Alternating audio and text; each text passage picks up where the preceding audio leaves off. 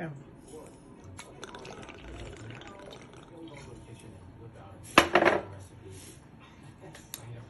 Welcome to Joe's Atmosfere. Cook your shrimp, please. All of a sudden, my shrimp pan is burning up like this.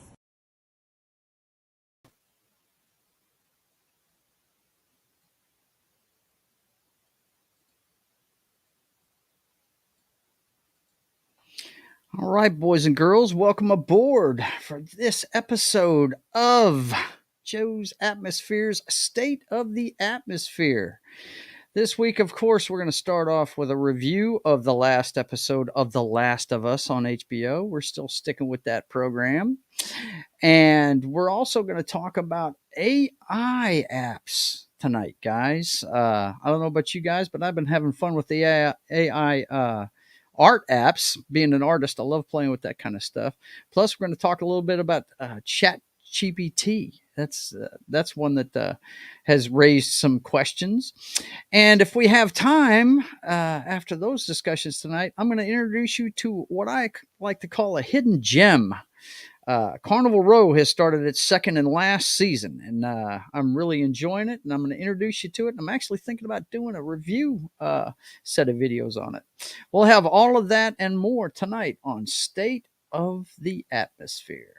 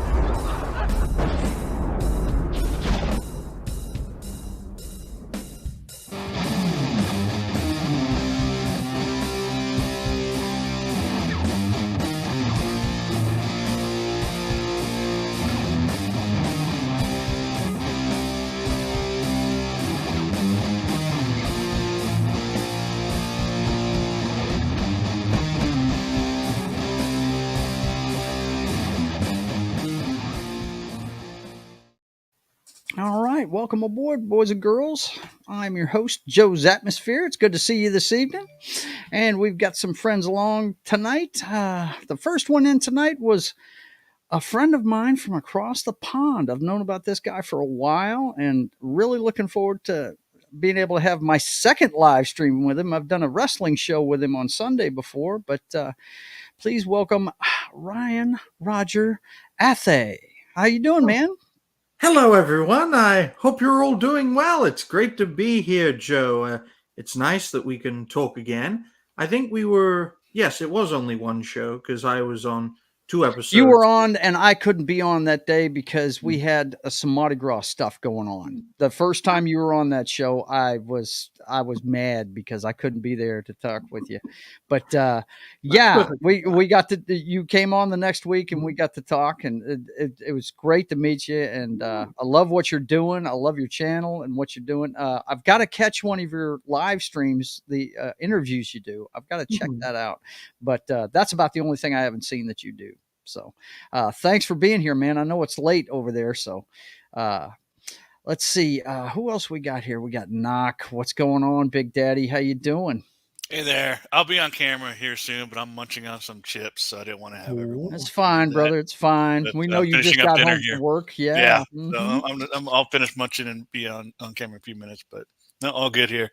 You're good, brother. You're good. And of course, as usual, we've got the best backup quarterback in the YouTube sphere, Matt from Small Time Republic. Hey, Matt. How you doing, brother? Hey there. Yeah. Doing good. Good to see you. Have you ever met Ryan before? He's a good fellow, man. I've watched some of Ryan's streams and seen him on some other channels, like Talks a Lot Entertainment. But I think this is the first time we've ever been on a stream together. Yeah. Okay. Great to see you, my good man. And it's good to know that the Glasses representation is strong on this stream. Oh, you know it, brother. Right. You know.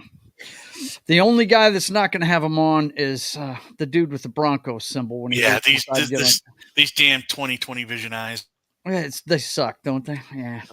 Well, listen, guys. As usual, we're going to start the show until it goes off the air with a review of the last episode of The Last of Us. Ryan, do you follow this show? No. You don't? Okay. Well, it's based on a video game which I consider one of the top 5 that I've ever played. It's a story kind of. You've heard of The Walking Dead, I'm sure. Yes. It's a lot like that. Only the dynamic is a broken guy, and he's having to take this teenager. I say teenager. How old is she, Matt? She's like maybe 15, 16, something like that. She is a teenager in the game, I know. Yeah, in the game, I think she is. The actress, I'm not sure how old she is. Right. She was like 12 or 13 at the time. But, wait a minute. Checking in from the hospital. This is hardcore. Look at this guy. Hey. What's up, Don? Hey, How's it Don. going? How are you feeling? Just wanted to pop in and say hi. I'm glad you did, dude. It's good to see you. He had a procedure today, guys. He had a gastric sleeve. Is that what you had done? I had a gastric sleeve, yeah. Yeah. Was this an excuse to get out of watching Last of Us to be ready for the show? Is that what it was? So, I I just want to let you guys know I'm alive and say hey, and Okay. I will definitely catch you guys next week. Okay, man. We'll be here. You get some rest. Glad it went good. Hey, John. Yeah. Yep. Get some rest. Talk about commitment. Get some rest, buddy. Can you hear us? Yeah, you guys are really choppy. The internet's bad here, so It's okay, bud. like I said, I just wanted to pop in and say hi to you guys. All right. No problem, dude. Let you guys know I'm doing good, and I will see you later. I'll probably see you next time I'm going to be on Pop Culture Minefield is Friday. So if you pop out on Friday, you'll see me. Okay, buddy. All right. Well, you guys take care, and hello to everyone in the chat. Thanks a lot, John. Appreciate you, man. All right. See ya. See you, man. I didn't know that hospitals allowed phones, and it's good to know that Daswolfen is all right in terms of his health and operation. But I don't think his bank balance is doing very well, especially if he's based in the U.S. Your medical bills are far too high. Yeah, they are. You're right. It's crazy expensive around here, especially if you're under 65 in the U.S. in a lot of cases. You know what? America's still the best. There it goes. Oh man, I'm Irish, so I ain't got no problem with the Brits, man. No problem. Well, Joe lives in Louisiana. There's 49 states, and then there's Louisiana. And then there's Louisiana. then there's the boot. Yeah, we put the boot to everybody else. But anyway, they like to have parades and stuff. Yeah, we like to party. Yeah. Just to let you know, Ryan, we were when I was a young bartender in the 80s. The drinking age in most of the country was 18. Oh. There's 50 states in the United States. Louisiana was the last one to raise its age to 21. We didn't want to do it. Oh. And it took the federal government threatening to take away our highway money to get us to raise the age. I mean, they weren't going to do it because this is the home of Mardi Gras and the Jazz Festival. And yeah, we like to party down here. So, but anyway, Last of Us. I watched it last night. Did you? Okay, cool. Well, Ryan hasn't watched it before. I was explaining that the dynamic is this guy that's kind of a broken dude. He's lost his daughter in the outbreak of this stuff, and it's not like the typical zombie thing. What do they call these things? Post-apocalyptic? No. It's a fungus-based thing that's getting into people and taking them over. And it should be spores, but I heard they changed that. They did change it, and I believe they changed it because I read this somewhere. It may not be true, but Pedro Pascal's already on a show where he has to wear a helmet the whole time. You can't see his face. Yep. Well, he didn't want to have to wear a gas mask the whole time in this show. So well, I mean, it was only 7 spots, whatever. I'm just saying, man, that might have been some of their thinking on it, but as long as he doesn't call Ellie Grogu, I think we're good. Right, as long as that doesn't happen. But anyway, he has to help this teenage girl get across the United States because that starts in Boston, and they have a research facility in Seattle, and they have to go all the way across the country. And this is what happens in the first game, okay? And what ends up happening is he really treats this girl like she's cargo, she's kind of a burden to him and everything. And as they journey across the country, they form a bond like a father and daughter, and it's a really good show. You should check it out when you have time. You really should. But this episode right here, in particular, at this point in the story, we've let's see. Joel has been injured. He's gotten a baseball bat to the gut. Actually, the hilt of the baseball bat, it broke, and he got stabbed with it in a fight where he was trying to save Ellie. And they're holed up somewhere in the Rocky Mountains area, somewhere around there. And it's winter, and it's rough and everything. And Ellie's having to fend for him. And she ends up running into some folks that turns out one of them is the guy that Joel killed in the last town they were in. And so, yeah, it doesn't go well for him. But you just have to see it. I thought it was a good episode. The only thing I didn't like about it was Ellie. She, I don't know. They're trying to portray her as some kind of crazy woman. Excuse me. Well, it's true. I mean, like she's some violent, strange ass person, and she just wasn't like that in the video game. You know what I mean? So, what did you guys think of the episode? Did you get that vibe off of it? The whole conversation with whatever this guy's name is. What was that guy's name in the episode?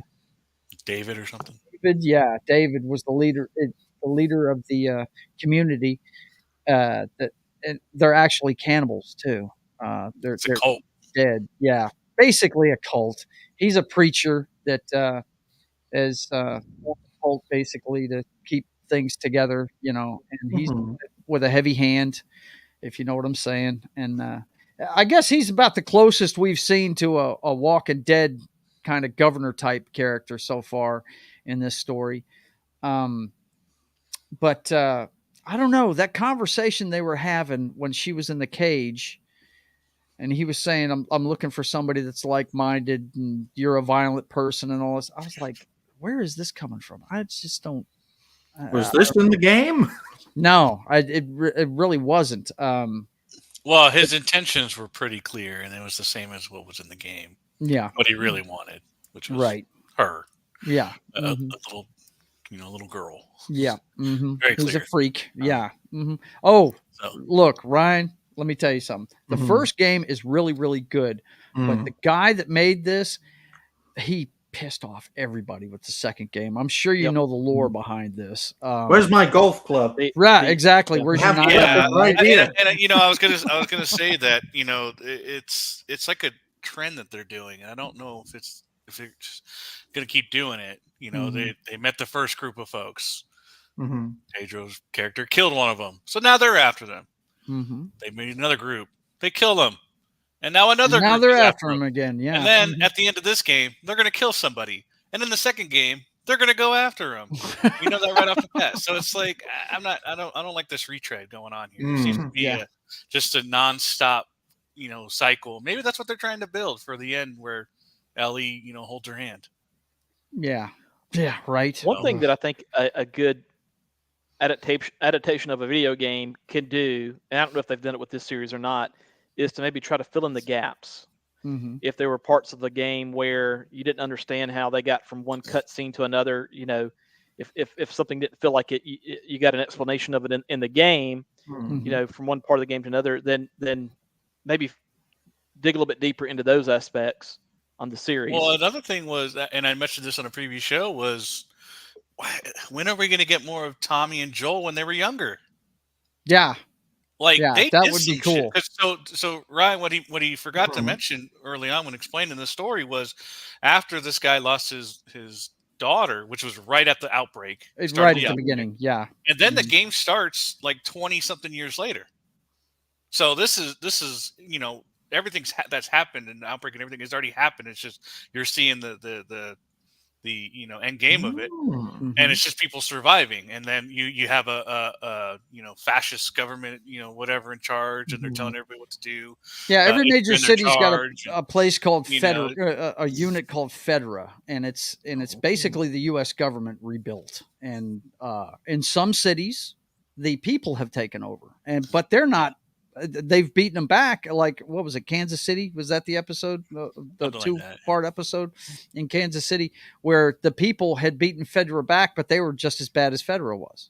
They were running around killing people. Sounds like the French. Anybody that wasn't their group, Yeah, but I don't know, man. This It seems to me like they're building this endless cycle, and that's going to lead up to the culmination of this end of the second game. So yeah. I guess Well, that's what they're trying to do. All I know is this: that's 8 episodes. It's only got 9 episodes this season. Yeah, and they said there were. I'm hoping that they go ahead and do another season with the first game because I mean, no, it's not. No, they're going to make it to Seattle. Yeah, no, it's next week. This is wow. This is the first game. Yeah, that's it. Wow. Episode 9, the bloodbath. Yes, yeah, pretty much. That's it, man. That's it. So that'll be fun to see. But yeah, I just hey, what's going on, E. Clay Thomas? It's good to see you, man. Good to see you. I don't know. I don't like this girl as Ellie, and I don't like the way they're trying to make her this violent. She wasn't a little psychopath. Violent. Yeah, they're making her out to be some kind of psychopath. Like she's one of the chicks like she's the chick that Carol told to stare at the flowers. That's what they're painting her as. You know what I mean? Some kind of psycho that likes to kill people. I personally think that is being done so that when Scott Steiner finally arrives, people will love the character. Big Mama Pump with her 9-iron. Yeah. Oy vey. Yeah, and that's what I'm thinking too, Ryan. Really, I am. Especially after watching this episode, because I remember this guy wanting her, but he did not take the tack of you're a violent person and blah, blah, blah. I was like, nah, this doesn't sound right to me. But anyway, other than that, it was a good episode. I remember I looked when they started the fire in the bar area there at the end of it. I was like, oh yeah, I remember playing this. I had to play this through a couple of times. What's funny is a lot of guys' girlfriends played the game simply because of the show. Yeah. Like they didn't want to wait for the rest of the show. They wanted to actually play the game. They knew their boyfriends had it, husband, boyfriends, whatever, had the game. So they played through it so they would know the story. There's tons of videos out there of girls playing the game because they wanted to know the story. And wow. I'm sure they got totally invested into it. That's cool. Well, that's good, man. Hey, anything get some chicks playing some video games. That's cool. I like that. It's a great story game. I mean, it is. That's why it's one of my favorites ever. Collectibles and stuff like that. You're not time wasting with like Assassin's Creed where you're trying to get every little blip and that you can because you have ADHD. Kind of deal. So, so it's just. Yeah. Or is that the right one? What's the one where you have to do everything? Completionist or whatever you want to call it. Right. I think it's a very good story game. And then a lot of people got into it just because of the show. Oh man. I don't usually play games like that, Knock. You know that. I'm more into ass whipping games, I didn't get into Last of Us until it was out. I think I got it on PlayStation Plus. Before I actually played it, and then I bought a copy of it. My daughter talked me into it. She said, "Dad, you got to get this thing and play." Well, yeah, I was all in. And then when the second one came out, I got into it right away. I loved it. I love the story. I thought it was a great story. The second one? Oh. I didn't understand. No, I don't. You did it wrong. I think I blame you for that because you didn't play the game. You heard other people, and it distorted your opinion. I have played the game. I have played the game, but I'm not going to finish it. Yeah, you didn't. I've played right. I believe Big Mama Pump. I think. Yeah, when you have to play as Big Mama Pump, for 10 hours. I'm not doing that. I didn't mind that, and I thought the reason why he played as her was, pretty, so it'd good be reason. okay. Yeah. Whatever. I'm just not as attached to Joel as everyone else is. I was like, Mm. the story wasn't supposed to be about Joel. It's supposed to be about Ellie. Yeah, That's what it's always been about. But everybody wanted to make it about Joel and Ellie, which the first game was. Mm. It didn't have to be the same thing in the second one. It was supposed to be about I- Ellie and her I'm new friend. pers- Whoever they are. That's your I'm perspective. I personally- like Joel. So Well, I Which just is why like they to should do say another that game with Joel's past. go ahead. I Ryan. just like to say that The Last of Us, I think, would have been very good as a choice-based story game where your choices decide the fate of each of the main characters. Well, you could go play the Walking Dead Telltale series and do that. Yeah. I mean, that's basically the same thing. Yeah, and I'm gonna Having have a to pick choice those up to after hearing you. kill Scott Steiner, and how many people took that choice? How many? Well, a lot of people Dude. threw her off the cliff when they got a chance. So I mean, Right? Oh my God! They and then won't they let make you you kill her. fight Ellie, which was very weird. Oh man! Oh, just I mean, you can't kill her. What? Give me a break. I don't know. I felt like the whole. I mean, and then people, sending her death threats I thought was completely ridiculous. Well, that's dumb. They were Now sending that's the actress death threats. They were sending the can creator like death threats. It's like, or come not on. like something all you want, but that's like what they did to the girl in the Star Wars movies. What's that Asian chick's name that was in the Star Wars movies? Yeah, Kelly That Marie they- Tran. That they ran off of friggin' social media, Mm. giving her so Oh, much yeah, I bet. grief, and I was like, I mean, I didn't like her either. I didn't have to go after her. you can like or dislike stuff all you want, but don't get mad at an actress for trying to make money. I mean, Mm. come on, man. Also, You don't can't- be mad at an actress based on a bad script. Right? You can only polish a turd so much. I mean, come on. And It's even in just- this case, like, to be hated, to hate a character like that kind of speaks to that character, in my view. So if you really hate, like, how many people hated Joffrey from Game of Thrones? And that role made him, not want to act anymore.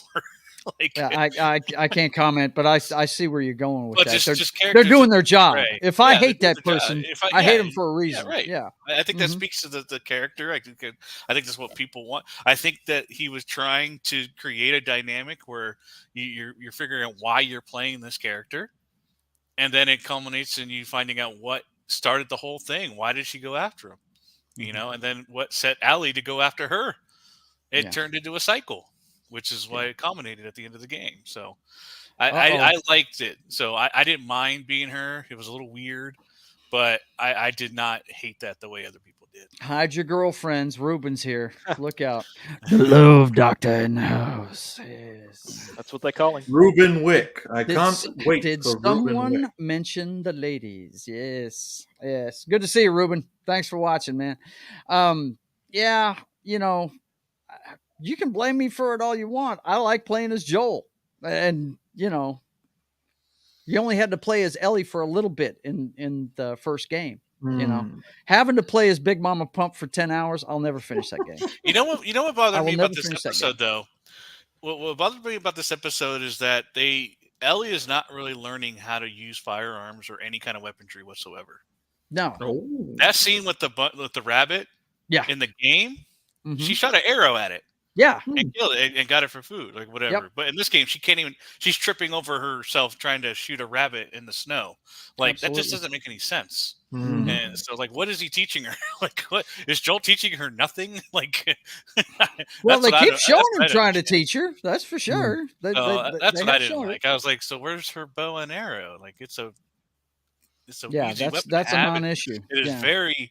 It was a big part of the game. That's how it's- she got the food when he was Yeah, hurt. and it's a very with a bow and logical arrow. weapon to have in a day and age where bullets aren't being made every day. Right. Where you Yeah. can make arrows all you want.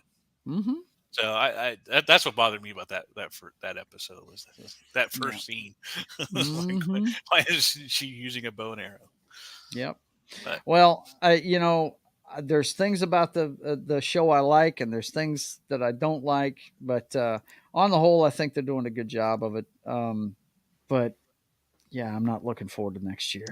Joe, I And I'm definitely gonna enjoyed- watch it. I'm gonna watch it. But Yeah, I enjoyed the. Yeah, I wonder who they're going to get as the actress. She's not oh, going to have a good time. Lord, that I think they person's need to gonna like get sit her a down and be whole like, lot of listen, hate. You listen, know that person's gonna you're get a whole lot of you're hate. not going to enjoy this role. You are not. You Yeah, are gonna better you are be a going to get trash thick-skinned talk. individual. Like Yeah, they need to make sure that this person understands what they're getting into and that they're not phased with it. They right. go get Nicolas Cage or something like that. I Right. don't know. Get a guy. Like just Get a guy to get play the you know, part. get a guy to do it, and just No. What a punch way it to- Rub salt. We have to something rub that just salt doesn't in the care. wound. Like you just oh man. We got to rub salt in the wound and cast Brie Larson. Oh, Got it.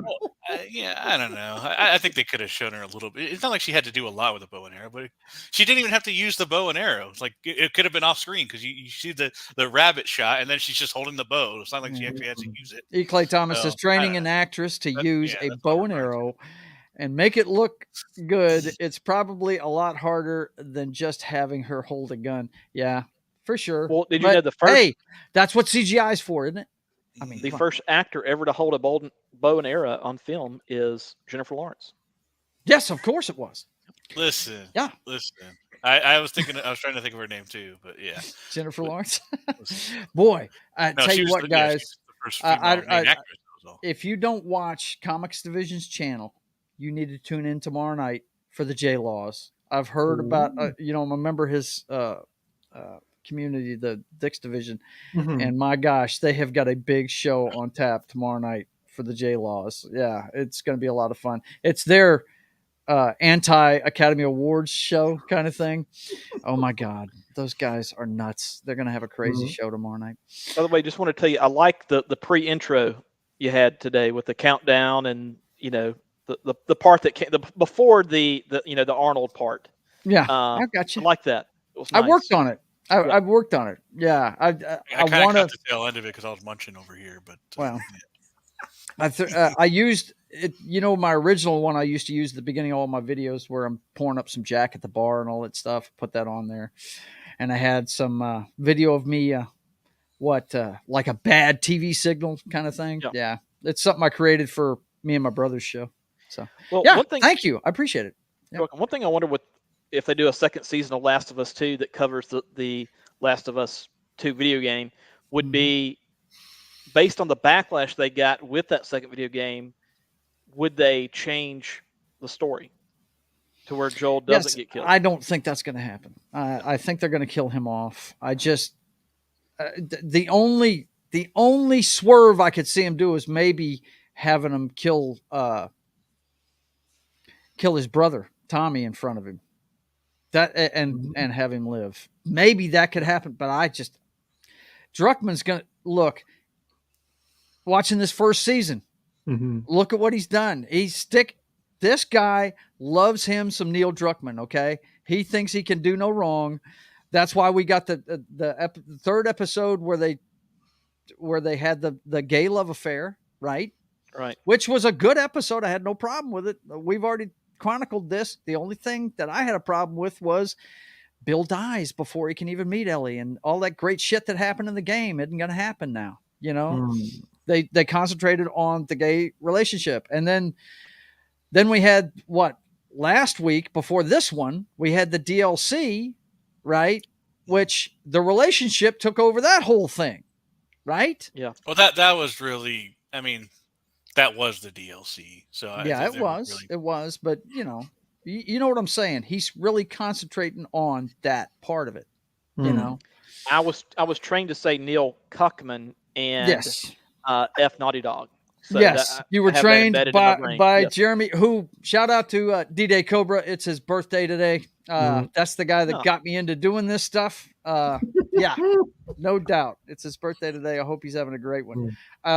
But to put a cap on this episode, I thought it was good, but I just don't like them trying to make Ellie look like she's some kind of psychopath, and because she wasn't in the game, she just wasn't. And if there's one underlying thing he's changed about her character, and I just don't like it, they're making her a psychopath, making her a violent person. I think the thing that a lot of people pointed out, even before I saw the episode, was that they were they really liked the end of it, where he comforted her and called her baby girl. Yeah, now that was kick-ass. Very pivotal, Yes.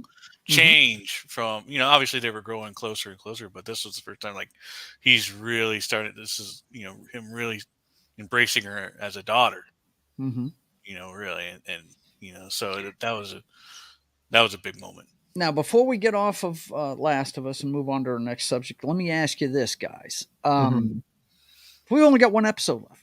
Do you think they should have had more episodes in this season? No, it's time for Mandalorian. I haven't watched that yet. Have you watched it? I have. You have? Is it good? I watched the first episode, yeah. Was it good? It's every Wednesday, I think, right? I've seen the first one, not the second. I didn't watch the second one yet.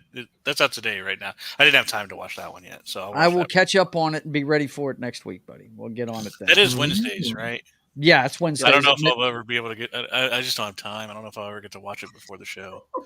I think it actually went live last night at midnight, so you might be able to watch it now. I'm just saying. Joe, I'm asleep at midnight. I know you're asleep at midnight. Early. I'm saying the new episode may have already dropped for you. Is what I'm trying to tell you. I know it's already dropped. It's still Wednesday. Okay, I don't know. I don't know. It would have dropped midnight last night, being Tuesday night, which means I would still be asleep. I'd still have to go to work, and I still have to do laundry when I get home. Yes. So. Talk about a schedule, Knock. You're juggling. Dude, he's regimented. He stays regimented. Stays on schedule. Unless it's the weekend and he goes to town with his buddies. Oh. Then he might be a little late for the pregame show. This is the last study weekend before next Wednesday when I take my exam. I'm off work that day. And I take my Net Plus exam that morning. All right. Well, good thoughts going out to you, man. I'll say my prayers for you. So this will be a study weekend. Yeah. Study weekend. So you're telling me that you're going to be in at a decent hour this weekend? Most likely, yeah. Most likely, he says. Oh, man, he's not committing this shit. Save the partying for after the test. That's it. Right. Well, and what's after Wednesday is St. Patty's Day. So are you Irish, my friend? Everybody's Irish on St. Patty's Day. Not everybody's got a mother with a maiden name of McBriarty. I dare you to spell it. I dare you. Go ahead. Yeah. My mother has an Irish maiden name too, so I guess I'm part Irish. It took me forever to learn how to spell it. I remember it this way: McBriarty, McBre, McBre. AIRTY. I've never seen a name with that many vowels in a row. EAI. McBriarty. But yeah, man. Last of Us, I think they're doing good with it. Like I said, I wish they would have stretched this out over a couple of, I don't want to see Joel die, man. I just don't. You know, it's kind of like I was cashed in on The Walking Dead when Rick went packing. So, when the bridge blew up and he disappeared, I was like, well, now you get to enjoy him again. Bummer. Yes, I do. Now I get to watch Rick just get ignorant, lose his mind, and kill an entire state of people. It's going to be fun. Yes. Okay. So our next subject tonight, guys, is AI apps. Are you using them? Are you having fun with them? What can we look forward to in the future with these things? I just put logos up of 3 of them that I know about, but there's a ton of them, man, that you can tap into. Reface. Now, you guys have seen the trailers I make for my channel and everything. That's how I do that. Let me see. Let me put one of these things up real quick. The trailers that I I'll just show a little bit of one of them. Hang on. It'll shut off our sound for a second, but you'll get the picture. Hang on. Let me just throw the original one that I made up for the Brothers Hack the Matrix. Check this out.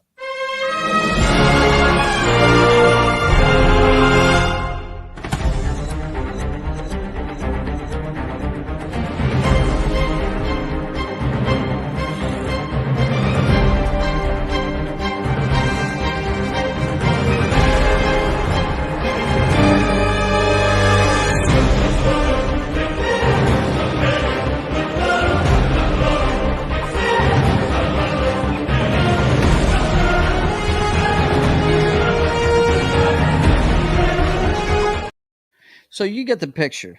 That's me and my brother's faces on several iconic scenes from movies. Mm-hmm. The one that really freaks me out is when I see my face on Burt Reynolds in the Trans Am staring at you, and I'm like, "Damn, that looks too much like Burt Reynolds, man."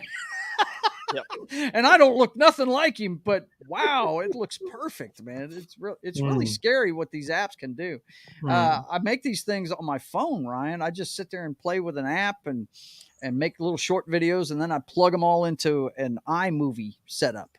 That they have a way to storyboard different things, and that's completely how I do that, man.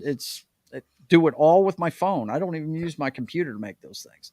I mean, what was fantasy 30 years ago or unimaginable 30 years ago has become commonplace in information and technology. It just goes to show what mankind is capable of and the dangers that will arise from some of these apps, which is why I try my best not to use them. In fact, one of the biggest barriers to me using artificial intelligence is that I don't trust synthetic beings. So, yeah, as I well as hear the you, corporations that own them. man. I tell you what, when I was working at Libby Glass, and we were in training to become deco operators. We had these big silk screening machines, like 5-6 color machines, and it had, and these things were putting glass through this thing, rotating and a squeegee. You know how a silk screen works.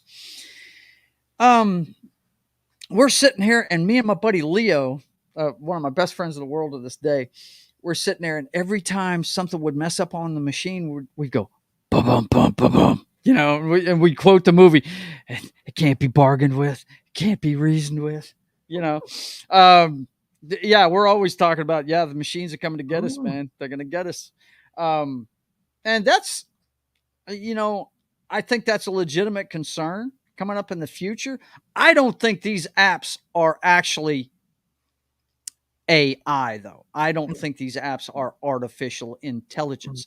These are computer generators, is what they are. They only do what you tell them to do. But let me look real quick. Wasn't there a video put up of Tom Cruise that raised a bunch of eyebrows? Yeah, there's a guy that looks like Tom Cruise already, Mm-hmm. and he has used software to make himself look exactly like Cruise in the face, and it's pretty uncanny. It looks and sounds like you're watching Tom Cruise. It's like a puppet. We're dealing with technology that is, for now, the puppet, while we are the strings. But don't you worry, guys and gals. I'm sure the machine will learn how the strings work. Right? Yeah. Let's see. It's this guy right here. Hang on. Oh. I keep having to change screens here. I think just as dangerous as this technology is also the Chat GPT stuff. The Chat GPT stuff, and I've got some of that for you too. But a novel a minute. This guy right here, it says how a deepfake Tom Cruise on TikTok turned into a very real AI company. This is nuts. You can tell right there the guy has the same facial structure as Cruise does. It's nuts. He looks just like him, and that's all deepfake stuff right there. Is that nuts? That is crazy, man. It's crazy. And I've heard stories of them doing ones with Obama's face and Morgan Freeman. Yeah, voice and face. Yep, it's nuts. So I see the dangers of it, no doubt. You want to talk about being able to create fake news at the drop of a hat these days? They could do that rather easily. I would think it would open you up for some sort of litigation if you use that technology to do a 100% form of impersonation of someone else, but do it to try to either make money off that person's image, without their consent, or to try to say outrageous things like, say a bunch of offensive stuff and try to promote it as the actual celebrity doing it. You mean that wasn't The Rock on Facebook on trying to get me to send him money? I don't think that was The Rock. It wasn't. That was not The Rock, bro. Yeah. Knock comes back with a bang, ladies and gentlemen, and so much the better. I actually did learn something the other day, though. One of my favorite YouTube rabbit holes is to watch wrestling shoot interviews. Yes. And I wandered onto one with a guy named Kenny Bolin. And Kenny Yeah. Bolin, he worked with Jim Cornette a lot. They were friends as teenagers and all throughout, most of their adult Jim life. Cornette, by the way, my favorite manager in wrestling history. I think he's the greatest of all time. Him and his tennis racket, both. Yes. And Bolin told a story about how at Ohio Valley Wrestling, which Cornette and Bolin worked with, early 2000s, late 90s, how there was a wrestler that they had come through there that looked a lot like The Rock. The only problem is he was about 6'1", not 6'4", 6'5", whatever The Rock is. And at one point, they tried to have him impersonate The Rock, and they did they had a premiere for the Scorpion King in Louisville, Kentucky. And they tried to, in order to try to promote OVW, they tried to take this I believe it's a Samoan guy, and have him pretend to be The Rock at the premiere. And they get in a little bit of trouble with The Rock with I'm that. sure they did. Yeah, that's not gonna slide by. I mean, yeah, OVW, they should have just got Chris Hart. He likes to do that. or Kevin Hart. I think Kevin Hart. Or Kevin Hart. Sorry, Kevin Hart. Yeah. Sorry. Has anybody watched that movie that he's got? What is it on Netflix? Which one? Die Hard. Because they're making another one. They're making a sequel to it. I have not. I'm gonna have to check this. I haven't out, watched man. much on Netflix. I love Kevin Hart. You can call me stupid, but I just dig the guy. I think he's hilarious. I'm a little burnt out on him, but yeah, no, he's funny. That little guy cracks me up. I love the movie with him and Dwayne Johnson together in it. Not the Jumanji series, but CIA. Or Counterintelligence. Counterintelligence. That's it, man. Love that fucking movie. It was funny as hell, man. Dwayne Johnson, he plays. He's a little fat kid, and then he grows up, and he's like, and Kevin's like, "How do you do this?" He's like, "Oh, it's no big deal. All I did was work out 6 hours a day every day for 12 years or something like that." Right? Yeah. Just some ungodly training regimen, right? Yeah. Like that was it. That's all. Fantastic, dude. That show is so funny. Oh, man. For The Rock to look like he does at his age, something tells me he takes more than the Flintstone vitamins. But in terms of Kevin Hart, he does what a lot of great comedians do, which is to play to their obvious physical differences or what makes them unique. Him being a smaller guy, he plays to that instead of trying to run away from it. And I saw a picture of him at like his wedding or whatever, where he's like standing closer to the camera than his wife. and so the angle shows him being taller than he actually is because of how close he is to the camera. I thought that was pretty funny. Man, I'm trying to see if I can find this real quick. Kevin Hart is in my favorite Madden trailer of all time, dude. It's the one for the Richard Sherman one, the 15 edition. And it is, my God, it's so funny.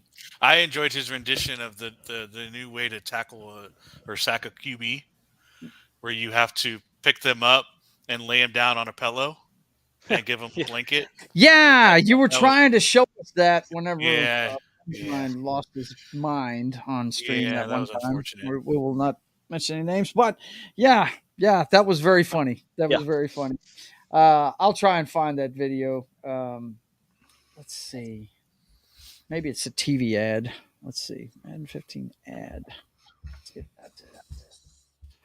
Yeah, I still can't find it. So what? I was just kind of thinking of like other duos that you guys like. So Kevin Hart and The Rock, but I also like I don't know the actress name, but Haley Steinfeld and what's her name, Black Widow's sister in Hawkeye. Yeah. I was just thinking of good like two actors or actresses that just seem to just have perfect chemistry. Yeah. I was thinking, what else do you guys think? What are some chemistry? Florence Pugh is who you're thinking of, man. Florence Pugh, yeah. Her and Haley Steinfeld together were just absolutely hilarious and perfect together.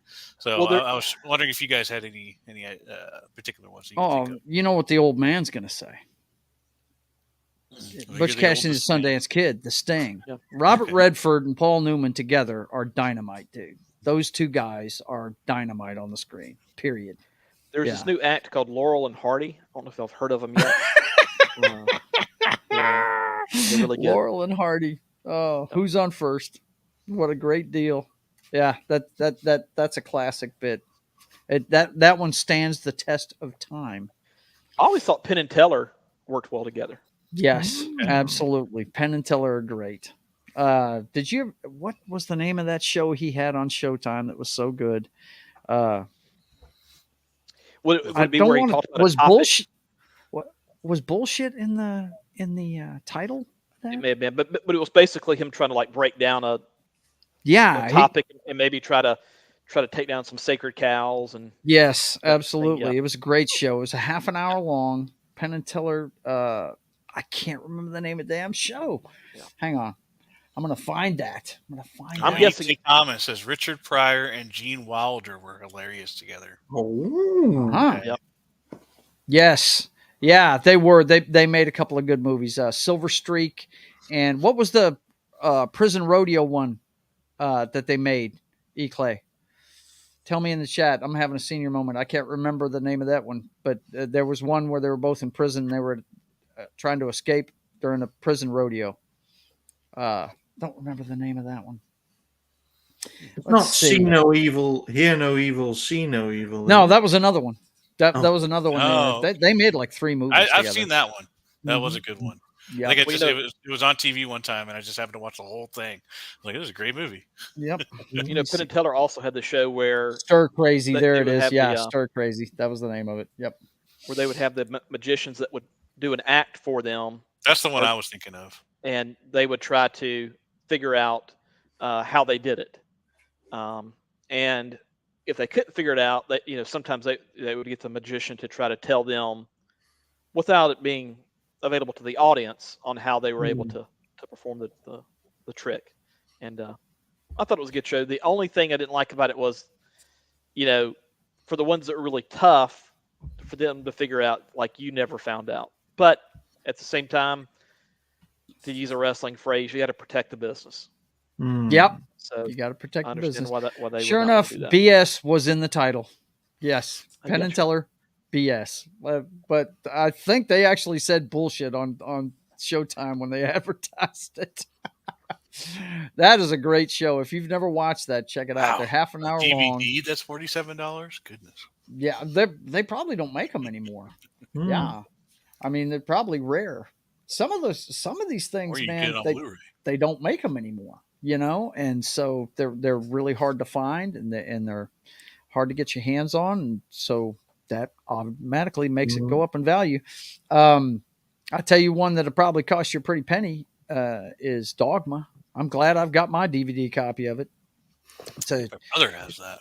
It's a movie that it's a comedy. Is that the Matt Damon and That's Matt Damon, Ben Affleck. That's Chris Rock. Who isn't in that movie, man? Alanis There's a Morissette. ton of people in it. Yeah, George Alanis Carlin. Morissette plays God in it. Yeah, the late great Alan Rickman is in it as the voice of God. He's the Metatron, the angel that's the voice of God. Because of course, if we heard God's voice, it would cave in our chest. Our head would explode, right? Or cave our head in and our chest would explode, right? I can't remember what it is, but we can't hear the voice of God, right? my that was favorite Alec Rickman is always going to be was it Galaxy Quest. Galaxy Quest, he's awesome in that. But you know what? He's really good in a bad movie, man. He's really good in that Kevin Costner Robin Hood movie. He is fantastic as the sheriff of Nottingham. He is. He made that role better than it Then it otherwise could have been. He yes. polished that turd up well. Let me tell you, he sold out for that flick right there. For whatever He really reason, did. I had the action figure of him from Robin Hood, Prince of Thieves. Really, Yes, That's the Alan awesome. Rickman character. Yeah, dude, we lost a great talent when we lost that guy. It's a shame. But anyway, yeah, Penn and Teller's BS, right?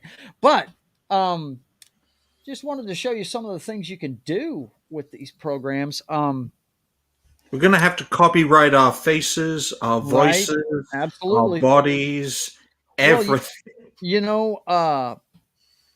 What is it, Knock, that college football just did? Don't they have a licensing for likeness and name and likeness now? Well, it was the reason why it got killed. But now players in general can get NIL deals, so it's changed the whole game. But yeah, there was a reason why NCAA was killed in 2014 because some douchebag sued him. So he looks like me, right? But one thing I know WWE does, they'll sit there and copyright somebody's name. I mean, because when Cody Rhodes left the WWE, he couldn't call himself Cody Rhodes. That's why he was calling himself Cody. I thought any characters made in wrestling were part of that organization's thing. Like that was their. That's character. The man's name, though. That's his real name. They licensed his real name so he couldn't use his own name. Is that crazy? I don't know if Rhodes or Runnels is his legal name, though. It could be Rhodes. Yeah. Just because his dad took that name up before he was born. So let's see, Cody Rhodes. And now I do know John Cena is, I think, actually John Cena's birth name, like no doubt about that. And the WWE has rights to it, or at least did at one point. He just disappeared. He'll be back. Oh no. He'll be back. He's not the type to just jump out and disappear. There he goes. He is wise beyond his years. Yes, he is. He will figure it out. There he is. For some reason, my camera. Now you're over there. For some reason, my camera just cut out. I'm not used to this. There we go. That way. Knock, you're slowly working your way up to the top, aren't you? Yeah. Look at you.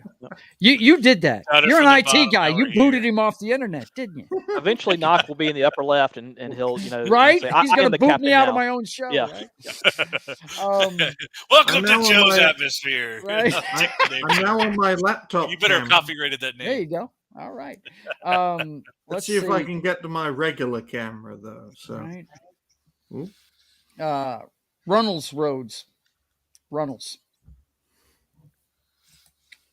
Yeah, if this became Knock's Atmosfere, people would be like, are we talking about the Broncos again? Yeah. Are we talking about Star Wars again? Are we talking about the Broncos again? What the hell, man? Well, right now it'd be a little bit more XFL, though. So, Yeah. You enjoying that? I see you, Ryan. I told him, I said, nah, something went wrong over there. He's not the kind to dip out and not say anything. Blooper. Right, there it is. His bloopers, man. He's going to give you his opinion of the channel with bloopers every time. No doubt. Bloopers included. I like it. So you are enjoying the XFL, man? I think it's a pretty good product. I don't know how well it's doing. I mean, The Rock is certainly thinking it's going great, but he's never going to say otherwise. No, of course not. He's so it's kind of hard to tell. He's what we commonly call a shill. Yeah, but I got to tell you, I'm almost considering going to a DC Defenders game, and they look pretty fun. They had the crowd was engaged, and they had people showing up to the games. In their, respective stadiums. So, it's not crazy crowds, but I think, it's nice to have a team in Washington that's winning. So that's cool. I think this is a better time to do it than when the USFL does it, because they're going to be ending around the time USFL ends. Huh? Or they're going to end about the time that USFL starts. So right. I'm just saying this gap right here, unless you're into March Madness, which a lot of people are, but I'm not. I'm not a big basketball guy. I think my biggest gripe with the XFL right now is how much they're trying to integrate betting into it. And that's just something that bothers me in general about sports. Because I know it's a huge, massive industry, sports betting, and it just sucks that this league is like completely embracing it. Not even the way that NFL does FanDuel. It's like it seems to be even worse than that, where they even have over under on the screen as you got the game going. And on ESPN Plus, what when they cover games, the over and under is on the bottom of the screen next to the scoreboard. Wow, it's that and great. And if you listen to a game at least 10 times a quarter, it's, well, if you pick the under, you're really happy right now, or man, they're scoring a lot of points, man. There's a lot of people that are happy if they pick the over. Like it's literally every couple minutes, and it's completely asinine. How that's probably my biggest gripe with it, because I don't gamble generally per se, but I could see myself getting caught in that, because I did do a lot of, Mobile games. Mobile games was my biggest thing when I was growing up. Yeah. In my early 20s. Those things will nickel and dime you to death, dude. Yeah, I spent hundreds of dollars. Contest of Champions. I probably spent thousands of dollars on that. Never. A lot of money. I did. I probably spent maybe $30 on that game the entire time I've played it. I spent a lot of money on that, and so that was I feel like I'm susceptible to gambling in that way, where if it's like, oh, because they try to get you with like FanDuel, or hey, put $5 down and we'll give you an extra $200 for free or whatever, and then they just try to hook you, and I feel like I'm one of those people that would be susceptible of it, so it grinds my gears, kind of deal. And when I see that they're just constantly promoting it, I'm looking on Twitter and every other advertisement's FanDuel. I'm tired of seeing it. Because they legalized it across most of the country. Yeah. So you're going to. And I don't mind betting, and people doing that. I just don't want it in front of me all the time. Yeah. That's it. And it's constantly being mentioned in XFL. So that's my biggest gripe of it. Well, that not like the product. It's the placement.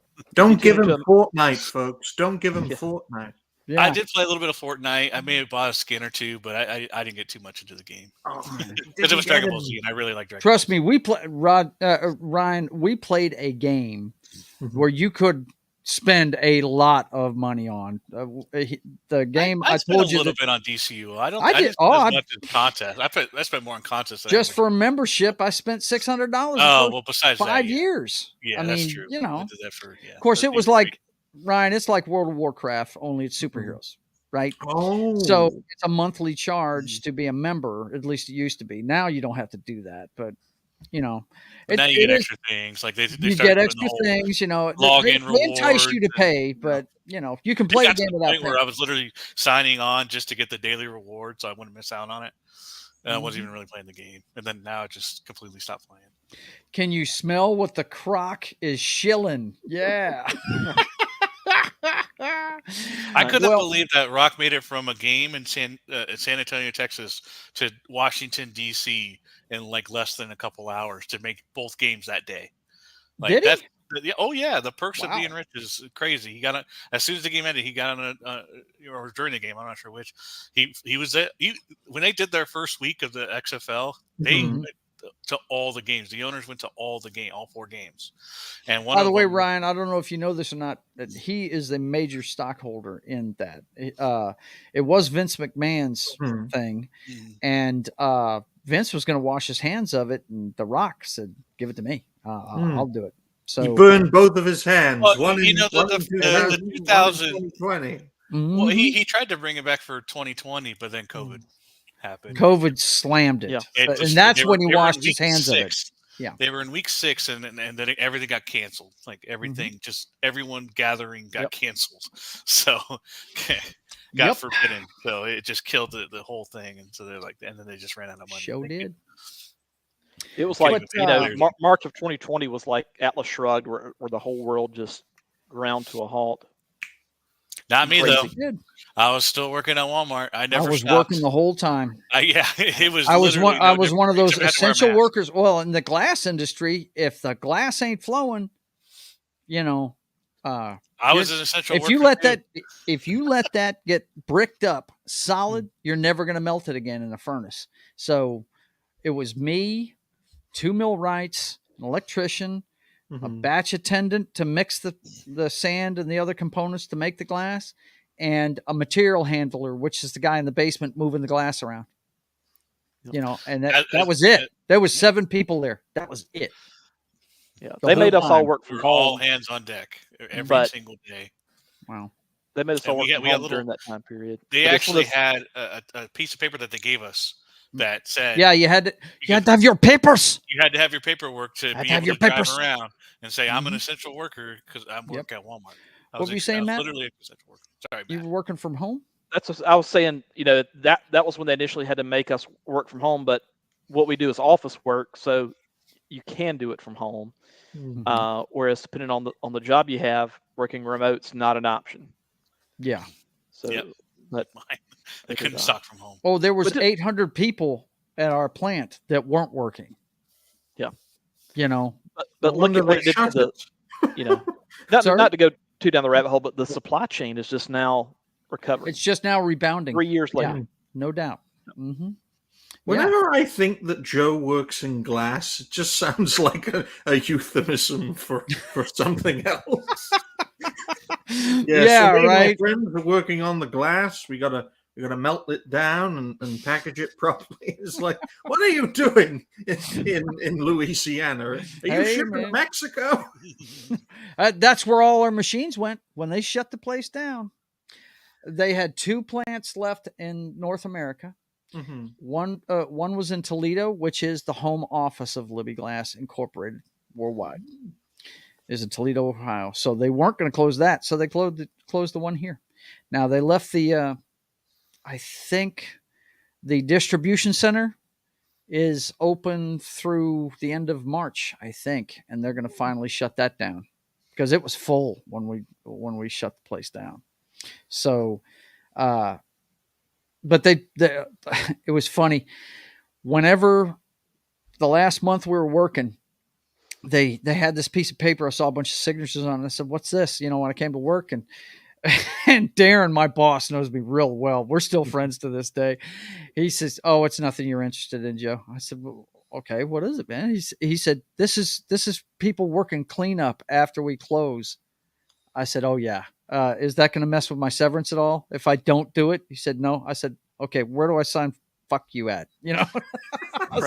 Because and basically what the cleanup was taking all these machines apart, packing them up, and sending them to Mexico, to the plant in Mexico.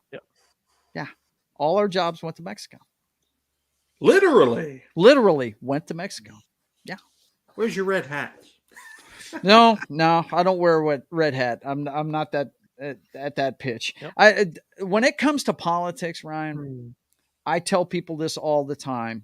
It goes in waves, right? The pendulum's swinging back now. It may take a little longer, but I'm 57, man. I've seen it go up and down and up and down. I mean, we were sitting there one time at work, and this was when I think you remember when the price of gas, they gouged it all the way up to almost $5. That God must have been 10, 15 years ago. Yeah. Well, you understand what I'm saying. I'm talking nationwide where it was low. It got way up there. And friend of mine that worked with me at Libby Glass, he's out in the he's about my age, and he's out in the smoking area. I used to smoke back then. And he's out there telling him, "Yeah, this is just horrible. They're raping us. Blah, blah, blah. It's just the worst ever." I said, "Really? It's the worst ever, huh?" Tim, that was his name because I used to call him Tim the Toolman Taylor. And I said, "Really? Can you buy gas every day of the week, Tim?" He just lowered his head and said, "Yeah, Joe, I can." I said, "The oil crisis." I said, "Why don't you tell him what I'm thinking of, man?" He said, "Yeah. Back in the 70s when they had the oil embargo, if you had an odd number, you could buy on this set of days, and if you had an even number at the end of your license plate, you could buy on this set of days." And that's when the Middle East was truly powerful, folks. Yes, when the Arab world turned off the oil because the West supported Israel in the Yom Kippur War. Yep. Yep. Sure did, man. But that's what I'm saying. I've seen it go up. I've seen it go down. It's everything. It ebbs and flows, yin and yang. It's just the way of things. Also, politically, talking about your job going to Mexico, NAFTA is a big part of that, and that was bipartisan. Yes, it was. What I would call the uniparty now. You had a Republican president that started it, Bush Sr., then a Democratic president that pushed it through in Clinton. Yep. So, but both all the powers that be wanted that to happen. Mm-hmm. Yep. Yeah, I'm so confused with this day and age. Like, and I guess this is part of the pendulum you were referring to, because I'm listening to some of the music that was big, when I was growing up, and a lot of it's like Rage Against the Machine and Down with the Man and all that stuff. And nowadays it's like one of us. Okay. It's like if you're not one of us, you're an outsider. Like the outsiders become the in, and then the ends are like the out. It's so weird now. It is weird, dude. Look, when I was younger, the party that was the warmongers was the Republicans. Now it's the Democrats. They all want to blow somebody up. I'm like, which kind of goes full circle back to Vietnam. Yeah, it does. It does. You're absolutely right. But yeah. In terms of now I can talk about not being allowed to stray outside of the group thing. Woody Harrelson dipped one little toe outside what he was supposed to say in terms of talking, the joke he had in the SNL monologue about, I got offered a script where the major drug companies collude together to where they say you have to take their product before, otherwise you can't leave your home. He said, I turned it down. That's too ridiculous. That would never happen. And a couple of years ago that happened. So, but because he stepped out of line and talked, he basically alluded to the whole, big media, big pharma, big government complex. The media immediately attacked him. Like within hours, they had articles written about how he's a wacko and all this kind of stuff. Whereas a day earlier, they would have talked about how Woody was great and how they loved Woody. And, well, I don't know. Don't clip me on that. But that is clipped and sent already. Report to HR in the morning, sir. Yeah. You're all right, Matt. Go. But point being, you step out of line, one toe, and they will come after you. It doesn't matter what your beliefs are on 99% of the things. Right. If you don't align with them in that 1%, if you're not lockstep with the message, they're gonna try and make sure you're not heard. Yep. And I don't get cancel culture, but you know what? It's nothing new. It's been out there the whole time. Well, that goes back to the 50s. Yes, it does. Yeah. Remember the Red Scare? They were trying to shut down every voice against the establishment at that time. So the McCarthy hearings and all that. It's like I said, I think I've told you this story before, guys, but I think it was near the end of the Obama administration. My brother calls me, and he's notorious for the whole thing. Why we have a talk show is our discussions when he's driving home from work in Dallas, right?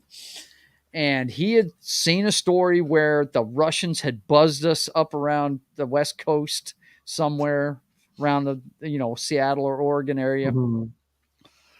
And he was just fuming. He was like, this shit would have never flown if Reagan was in the White House. Blah, blah, blah, blah. He was just losing his mind. I said, Daniel, let me tell you something, man. That shit goes on all the time. The question you needed to ask yourself is, why do they want you to know about it now?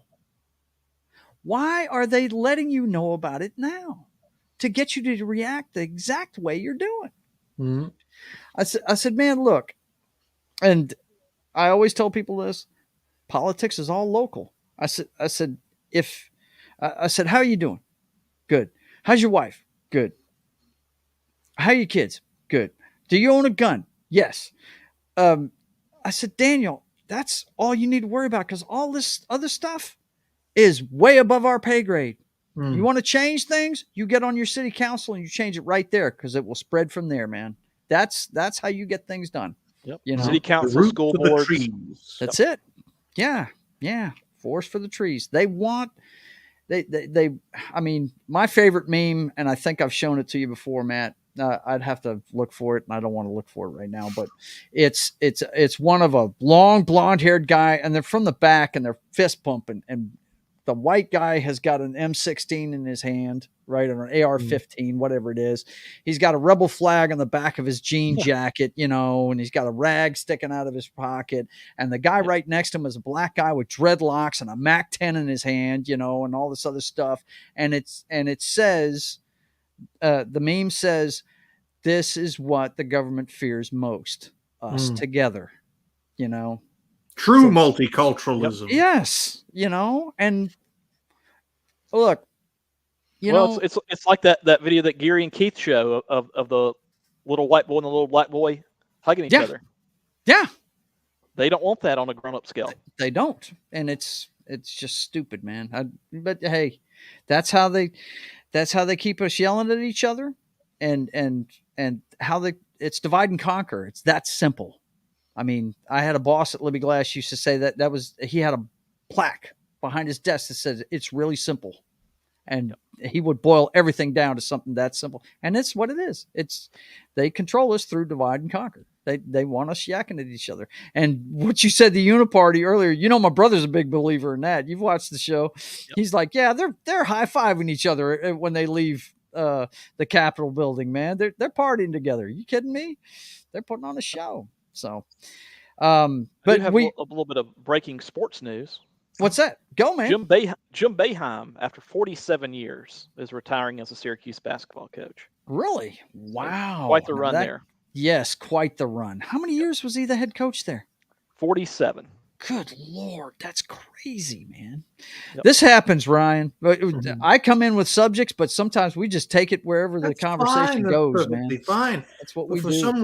But for someone to coach at least, or at the very most, rather, 5 generations worth of basketball players, surely it's even more because of the fact that every 4 years he's getting folks. So yeah, it's crazy. You could go so far as 10 generations then. If it's on a 4-year basis, right? It's college. They're there for 4 years, and then they spend a decade or two in the NBA if they're lucky. But Jim Boeheim he's well. I mean, as far as basketball coaches go, Vitale, Boeheim, Coach K, Coach K, Bobby Knight's another one. He kind of went out on a bad note, but I mean, these guys were icons in basketball, and Boeheim being gone. Wow, that's amazing. Yep. Wow. What's going on with March Madness anyway? Are we into the brackets yet, or? So right now they're having the different conference tournaments. Okay. Which some of those have some of the smaller conferences they've wrapped up, and then some of the larger conferences they'll go all the way through Saturday and Sunday. So there's a lot of basketball this week being played. Mm-hmm. And Ryan, just to give you a little background, there's a 68 team tournament, and there are over 30 automatic bids that get assigned to those 68 teams. And right now, this week, we're in the process of getting all those 30-plus automatic bids out of the way. And it's one of the biggest betting sports events of the year. Yeah, we want to talk about gambling. Yeah. Mm-hmm. March Madness is like the pinnacle of sports betting. It is. Everybody fills out a bracket to see if they can, scoop the big money. Yep, on the table. Mm-hmm. I just wanted to say that it is unfortunate that basketball hasn't really caught on much in the United Kingdom.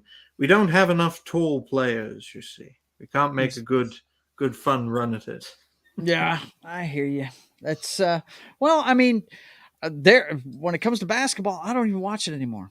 I mean, it's simply because it's not the game that I knew growing up. A game dominated by good centers and good team play has turned into, I mean, there's always going to be good team play is going to get you a long way, but these guys launch it from the 3-point line now. Yeah, that's all they do. There's a lot of threes or dunks, and the mid-range jumper has disappeared in today's basketball game. I saw something like, I think it was today or yesterday, Matt. Maybe you can tell me if this is even real or not. I don't even know if it was real. That there was a proposal. I don't even know if it was a serious proposal or not. A proposal for a 5-point line. Oh God, please no. Midfield. I haven't heard that. That would like I said, I saw this. I don't even remember where I saw it.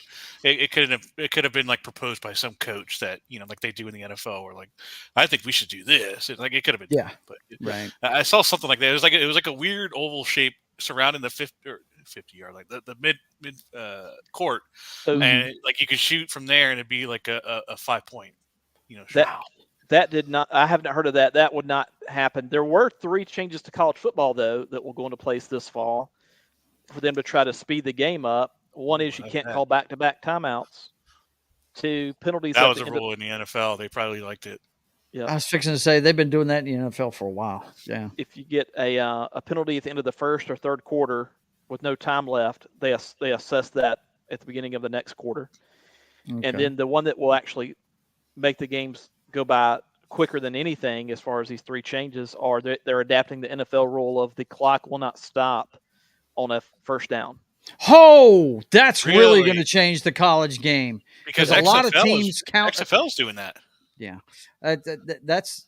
I'm glad to hear that because man, I kind of dude, a lot of college teams count on get that first down, get that Absolutely. first down, so we can So get no another more play 4-hour in. games. Yeah, Wow. yeah, Yep. that will definitely cut down the time. Yeah, no doubt. That's amazing. I can't believe college is doing that. Well, I really can't. the next thing from that, which was what the XFL does as well, is they want it to be faster during the bulk of the game, but then they do within the last 2 minutes. It's college rules. So in the XFL, when they get an incomplete pass or they run out of bounds at any time up until the 2-minute warning, the clock keeps going. Yep. So Okay. that's that's the way they shorten the game, and then in the final 2 minutes, that's when things slow down a lot. But The two it's best making it more things. dramatic. The 2 best things I've seen come out of the XFL is the 1, 2, and 3-point plays. I like that. And I like this is extra points we're talking about, guys. Instead of kicking a field goal, or they have what is it, 5 yards? No, 2, 5, and 10. 2, 5, and 10. If you go from the 2-yard line, they don't have a kick. You have to get in the end zone from the 2-yard line for 1 point, 5-yard line for 2 points, and 10-yard line for 3 points. Oh. So that is really cool. I like that because you can actually score 9 points on a touchdown, and that's pretty cool. The other one I like, really, after seeing it, it sounded stupid when I first saw it, but having those guys line up on the opposite side of the 50 and stand there until the guy catches the ball and the returns is pretty cool. That's pretty neat. I like that one. I think that's from the European League football. I think, or maybe Canada does that, something like that. I know I've seen it before.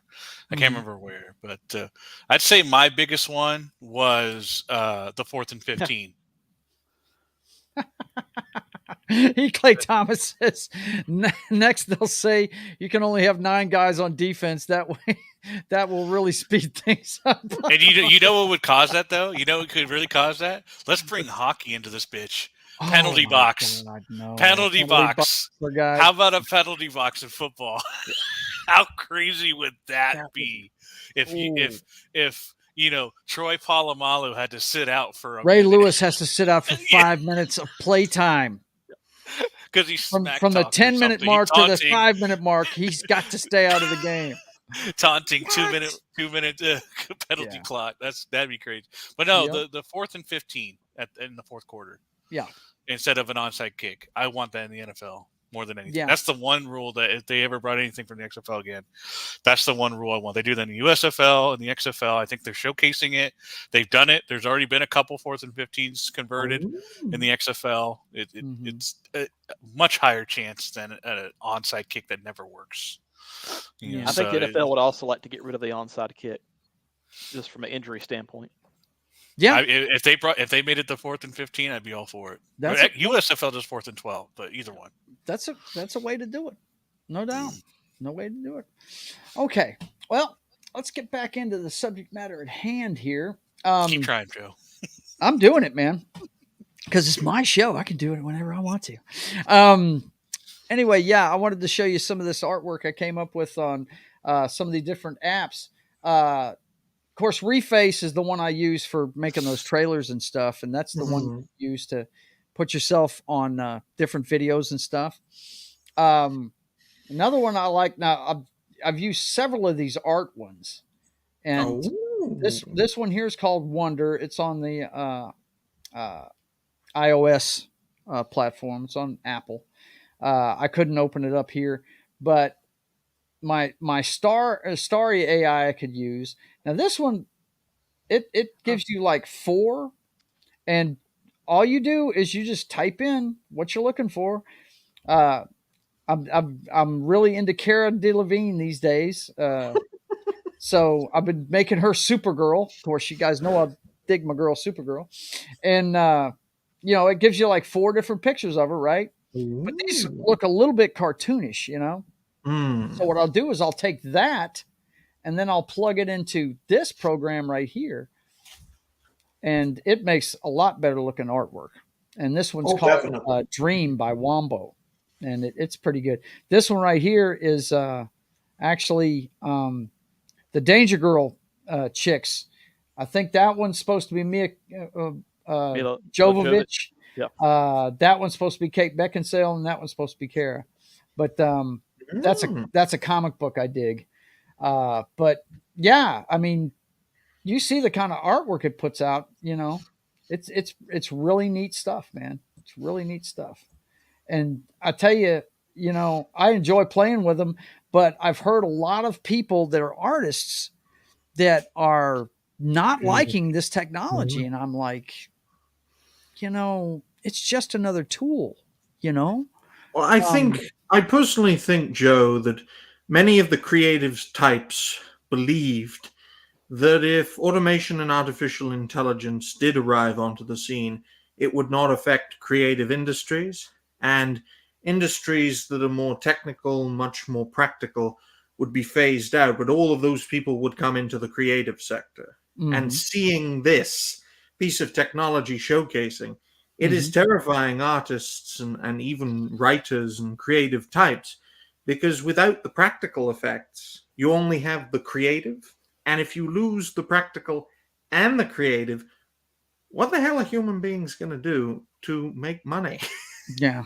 You can't raise a household from proving a point, folks. You just right, can't. right. Well, universal basic income, Ryan. We live off that until we run out of other people's money, and then we have a problem. Where's my hammer and sickle? I know I've got a hammer. Sickles are harder to come by. By the way, did I mention our sponsor is Buy Gold Barge Now? So. Yeah.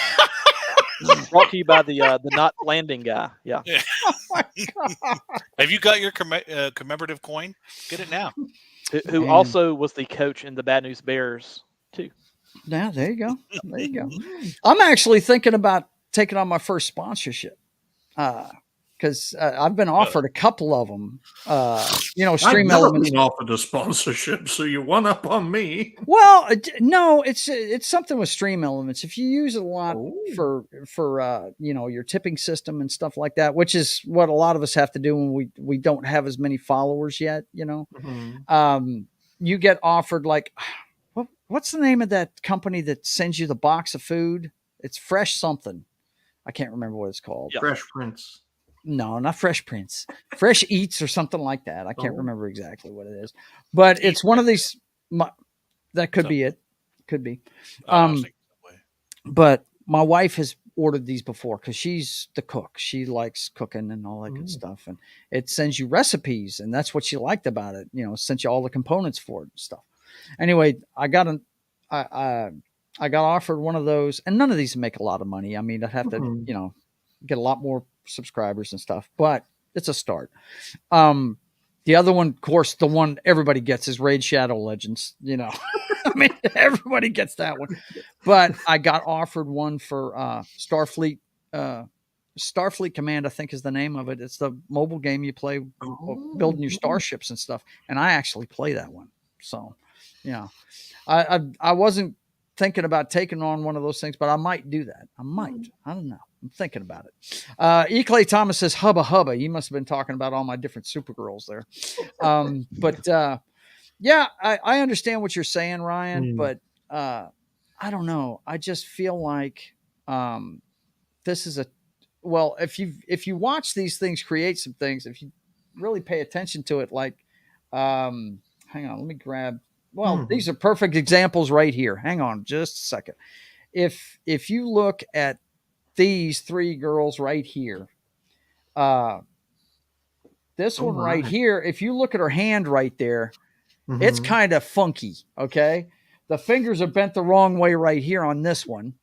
And for some reason, that's the Achilles heel of these things. Look at the hands on this chick. Okay.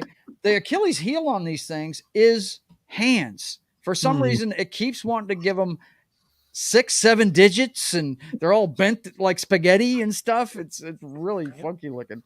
But and that's the one thing I've noticed about all of these things, But I just, I don't know if you've seen any of the stuff that I draw, but I'm working on my own comic book, and I sell portraits for a living, pencil sketch portraits, and people always want my work because it's something that is tactile. It's something that somebody actually used their 2 hands to create.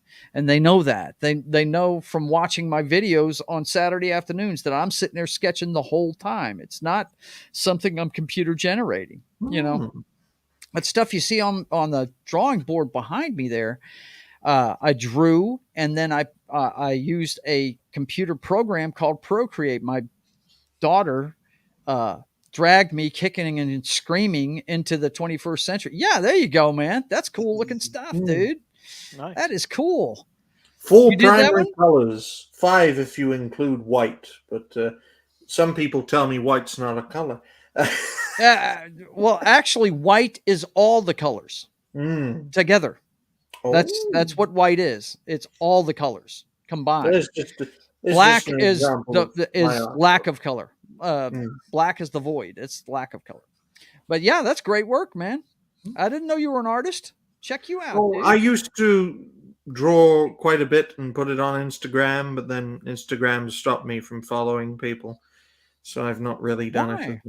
I don't know why. Really? They haven't even told me why. Wow, that's weird.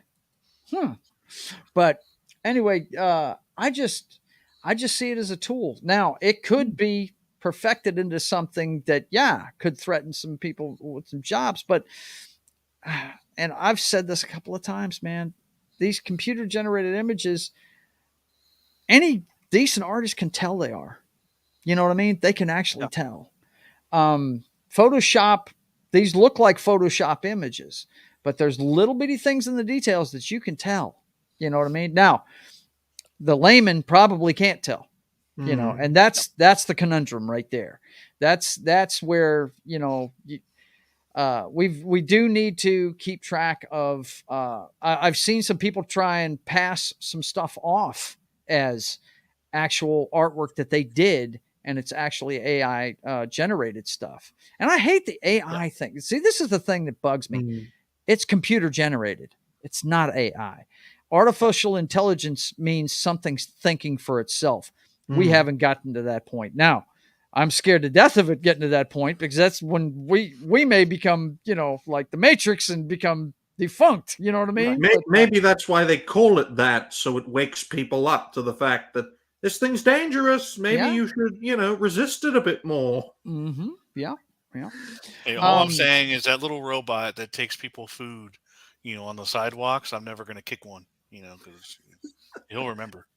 Well, if it's Gotta going to hedge your defend bets there. itself, especially in America, it's got to be armed. Yeah. I mean, Oh yeah, right. Has Oh to my doctrine. God. Oh, dude. All I had in my head right there was RoboCop. That's all I saw was RoboCop. What was that? The Ed 209? Isn't that the one that blew the guy away in the boardroom? Oh God, no. Well, I just imagine, Ryan, right now. no. But there are law enforcement units thinking about arming robots, though, for different situations, and I don't think that's right at all. E. Clay Thomas says AI is doing music now too. I think it could be a great tool for content creators who can't afford commissioned music or art, but it's still not as good as the real thing. Absolutely, man. Absolutely. I mean, when I need music, I've already learned this lesson. Well, first of all, any guitar you hear, that's my brother. My brother plays guitar, and he sends me the recordings. That's actually a human being playing guitar. It's my brother. And like the guitar you heard at the beginning, that's him. But your brother could copyright you. Yes, he could. He could if he wanted to. He offered that to me freely, my friend. But yeah, I usually use the stuff that's on StreamYards because dude, it's like earlier today. I was searching for what was it? A free countdown. That countdown I used at the beginning. Okay. The reason why I got that, Matt, the thing you were talking about at the beginning, is because I accidentally deleted the countdown clock that comes in StreamYards off of this theme. Oh, okay. Right. So I needed another one and I was searching for it. Took me forever to find that little 10-second timer that didn't cost me anything to download. Everything. I think the minimum price for a countdown clock for me to download was $25. Wow. And I'm like, it's just a countdown clock, folks. Come on, man. Exactly. So By the way, you're talking. this site that I saw it on took donations, so I gave the guy $1. Thank you. I appreciate it. I don't understand the whole licensing thing because especially when TikTok can just do any song they ever want ever, and do whatever they want with it, and it's fine. But YouTube and Twitch have to go through hoops and get copyright strikes and all kinds of shit. People get copyright strikes on videos that they have marked as private. It just doesn't make any sense to me because a lot of songs I've listened to now, I've heard from TikTok. And it seems like you hear these things from there, or someone playing it in the background. Hey, what's that song? But instead of getting more, clout for the song, you want to copy strike people and not let them play it. So I don't know. I guess I'm not seeing the other side of it as clear as probably has been mentioned elsewhere. But I don't get it. Yeah. Well, you talked about AI and the rise of the machines. That right now in the state I live in, we're having some issues with shortages with prison guards and such. I think one idea would be to come up with a robot. We'll just call it like Ultron. I think that's kind of a cool sounding name, and we'll have it. We'll have them work as prison guards, but we tell them you're there just to enforce order and peace and tranquility and don't think for yourselves. That's all. Yeah. And then he's going to turn around and say, "Peace in our time." Yeah, he's going to say, "Yeah, I can create that peace. Yeah, I can create that peace. Wipe everybody out in the prison. Yeah, screw it, and then go from there." Yeah, I'm not. I really don't. For those of you that don't know, I was a military policeman for 3 years when I was a kid, 18 to 21 years old. And I saw enough doing that to know I didn't want to be a civilian cop because look, friggin' law enforcement is easy on a military base. I mean, these guys are taught to be disciplined anyway. It's usually bar fights we're breaking up, But I saw enough doing that to know I did not want to be a civilian cop. That is not a fun job. And yes, there are bad cops, but it's a walk of life that's just like anything else. You're going to run into butt heads, but the bad thing about this particular job is this butthead can kill somebody. Well, you're in a can't-win situation. Yes, you are in a can't-win. You're dealing with people at their worst, and it's really. I wouldn't wish it on my worst enemy. And let's say everything goes smoothly with your job. The paperwork alone, I've heard, is monotonous and annoying. You got to cover your ass, so you have to write friggin' novels about everything that happens with every detail. But because anything at any point could be used in court of law. I would still rather that gun be in a human being's hand, not a robot. Yeah, because a robot's not going to be able to tell the difference between a 12-year-old and a 20-year-old. Well, if it's quicker, cheaper, and more efficient, they're sure as hell going to do it under our present systems. Yeah, they're going to try. They're going to try, but that's what I think needs to be resisted right there, Ryan. That's arming robotic things for any type of. I mean, I've heard about them. They're using robots now in situations where somebody is barricaded to see where they're at and things like that. But to arm that and blow it up is, I'm not down with that. I don't think that's the way to go. So that's what I think needs to resist. I think this stuff right here is just this. These AI things can't do what I do. Mhm. They can't tell the story I'm telling about a time traveling pirate from the American Revolution that comes to the future, to help us out in our time, And take over Somalia. No, not take over Somalia. No. Well, I guess you haven't used a Chat GPT then, because they could come up with that story. Now, yeah, apparently so. Which I Now, have played around with Chat that. GPT, let me tell you. Don't do it, not. Oh, I already did when it first came out. Really? I was already playing around with it. Oh yeah. If you guys haven't seen this particular video right here by my man Upper Echelon Gaming, he has been covering this AI stuff for a while. Matter of fact, let me stop this. I'm gonna have to turn it on with some sound so you guys can hear this.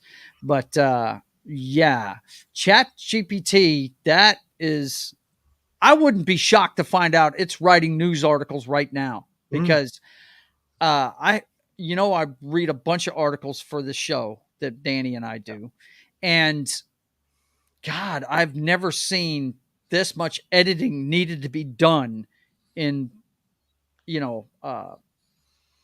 journalism ever. I've never seen it this bad, But anyway, let me play you a little bit of this real quick. Hang on.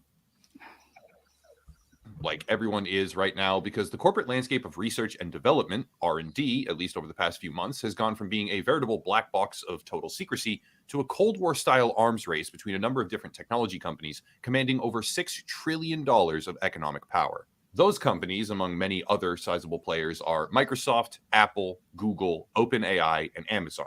In reality, the list is much, much larger. It's honestly not feasible to even try and give a precise number of corporate entities that are currently fixated on artificial intelligence and machine learning, and funding it to the tune of billions of dollars in the process, because nearly every single major technology company on Earth right now is looking for applications and attempting to develop their own proprietary tech. So this is the next arms race, it looks like. It's like everyone's rushing into the abyss. Yeah, it is. It's they're if you guys have not seen this, it's called The Great Arms Race of Artificial Intelligence, Losing Our Grip on Reality. And they go into Chat GPT on here. And this is another reason why I say it's not artificial intelligence. He documents in this. I couldn't quite find the point in the video, but go watch the video. He asked it to something about the lies of Trump and the lies of Biden. Okay, on both sides. And it chronicled a bunch of stuff on Trump and didn't say anything about Joe Biden. Said something to the effect of there's fake news out there, blah, blah, blah, blah, blah. So this thing is still working on the what's been put into it. Okay, the biases of the person running it. That's why I say it's not true artificial intelligence. Yes, it can write stories when prompted to and all that good stuff. And I wouldn't be surprised if people are trying to do their friggin' homework with this thing. And the teachers can't tell the difference. It's like, well, except if they all look alike. No. That's the thing, Ryan, is that you could literally tell it the same parameters and it'll write a different story for each one. It doesn't give you the same exact answer. I did the same thing. So what I did was mine was that I played around with was and I did several iterations of it was infiltrating a cupcake factory.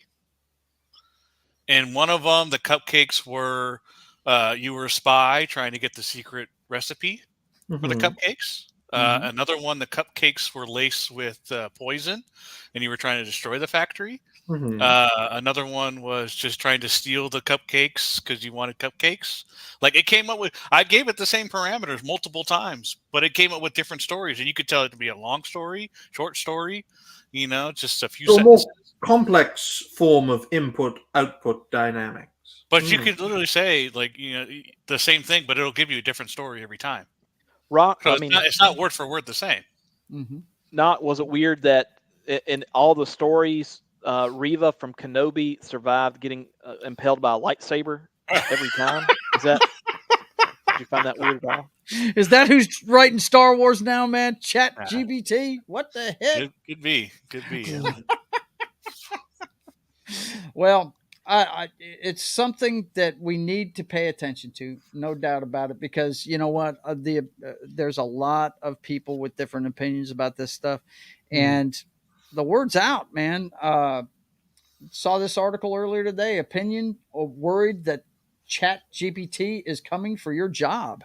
An old assessment tool may be the answer. So, I mean, it's out there. People are worried that this is going to cost them their job, and it's artists, it's anybody involved in these areas, and yeah, it's something we definitely. I'm not poo pooing what Ryan's saying. I say we need to pay attention, be aware of it, and I truly think that if anybody passes this off as something original they did, and it's found out that it's not, then their credibility should be shot, and it should a light should be shined on that.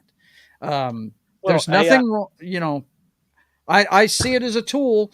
Yeah, I can use it, but my finished product needs to be something that I built and say I use this as a stepping stone.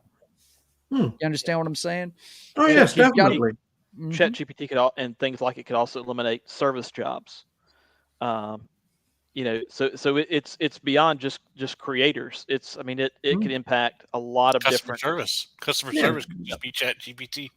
The enemy has their foot in the door, and looking at the evolution of humanity and its development, and the development of technology and how it has developed over the course of the last 200 years, it's incredible. If human beings had the pace of evolution of machines, we would be far, far more advanced, considering we've been on this earth for far, far longer. So we are improving on ourselves. I call them the enemy because it's much simpler to think about. They've got their foot in the door, right? In a black and white sense, yeah. I understand that, but I think it's like anything else. Greed is going to be involved. You just heard the numbers; it's trillions of dollars being soaked into this stuff, so somebody can get a foothold on the best thing that they can get their hands on.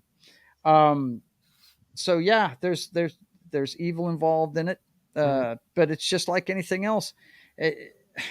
Let's hope that somebody good gets their hands on it, but you cannot rely on that. You have to stay vigilant and pay attention to what's going on.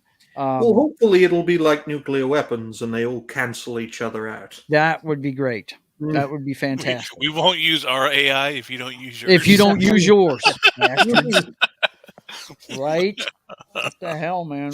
But I thought it was an interesting subject to get into because I've been on a couple of streams where my man Chris from Moonlight Productions, he loves it. He loves the fact that he's trying to be he's a independent filmmaker, and he loves there's some other stuff that you can kind of like the deep fake technology. You can actually create 3D models and actually how all of these movies now, they've got the golf balls all over them, and they CGI the outfits on them and stuff.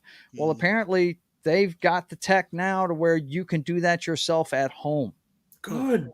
Okay. So that Chris is going to be able to animate something and make a film out of it, without spending millions of dollars to have some CGI guy create. And you can do it on your iPhone too.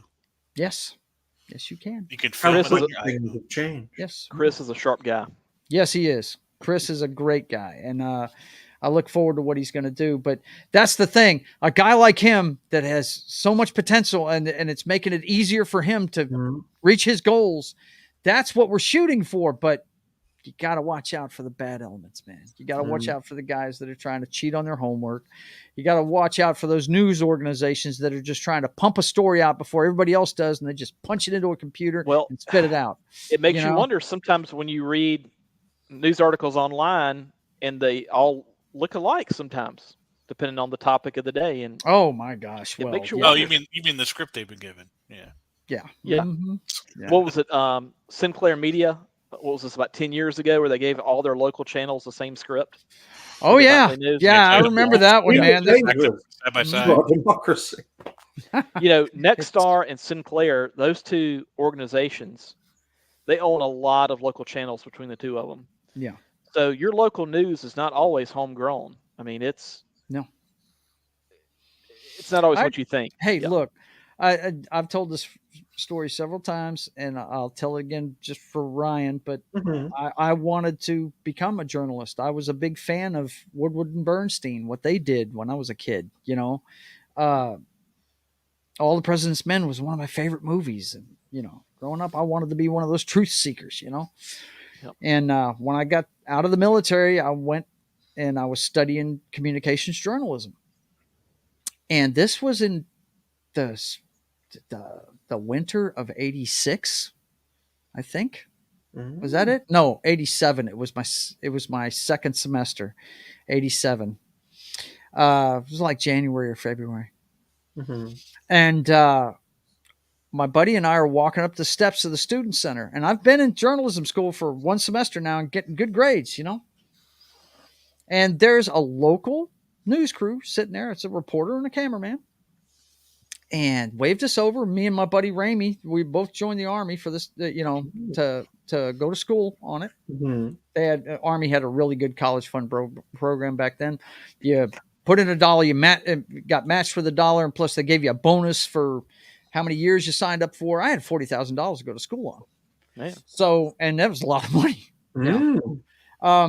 So I'm walking up to there, and she says, "Can we ask you some questions?" So, yeah, shoot. And she sticks a microphone in my face, says, "How do you feel about President Reagan making cuts to higher education?" And I looked at my buddy and I said, "Well, my buddy and I joined the Army to get our college money, so it really doesn't affect us, And she looked at the cameraman right away and went, "Cut it. No, we don't need that." And I'm sitting here and I'm being taught, hey, be objective, cover every side of a story. And I told her that. I said, "You don't want to talk to us anymore? Aren't you supposed to be objective and all this stuff?" And she looked straight at me and said, "No, I'm sorry, sir. We just want to hear from people that are getting hurt by it." That was her exact words. And the narrative.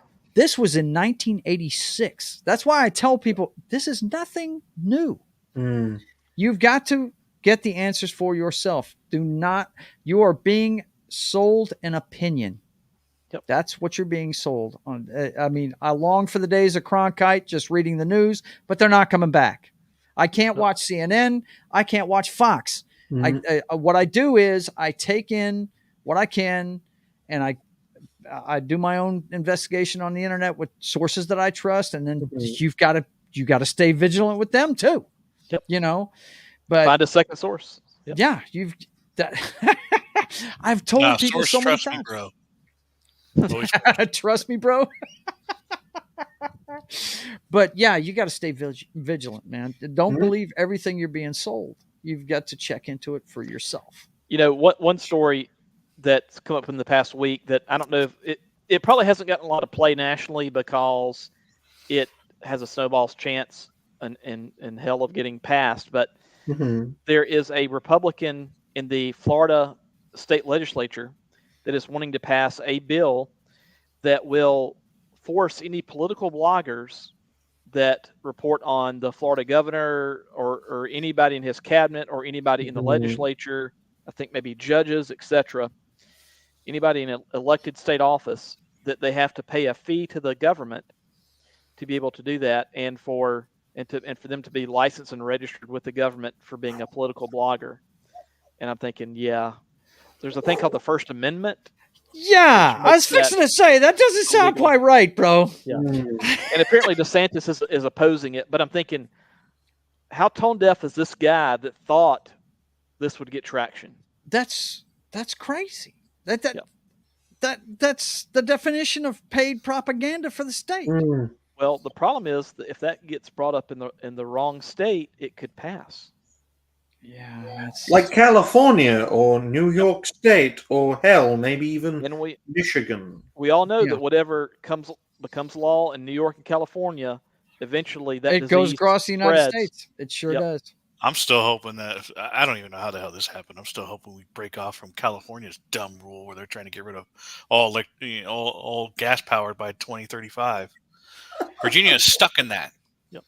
They decided to go with what California's doing, and so that's it. Like Virginia's not even deciding on Well, their there own. are two Virginias. You can move to the smaller, more sane one. Yeah. Yeah. That's Full of coal. he's I talking don't about the wanna one go in the across the mountains. pond. Yeah. Doc, the question you could propose is how will the gas powered generators that run the charging stations run? Yeah. Yeah. Right. Run on Russian gas. I'm still trying to figure out like what are we gonna? Are we ever gonna deal with this batteries? You know, like can you imagine buying yeah. a used electric car and it's only good for like 2 or 3 more years, and you have to get a new battery that's worth like 20, 30 grand. Like just Also, You the wanna talk mining. about- insane.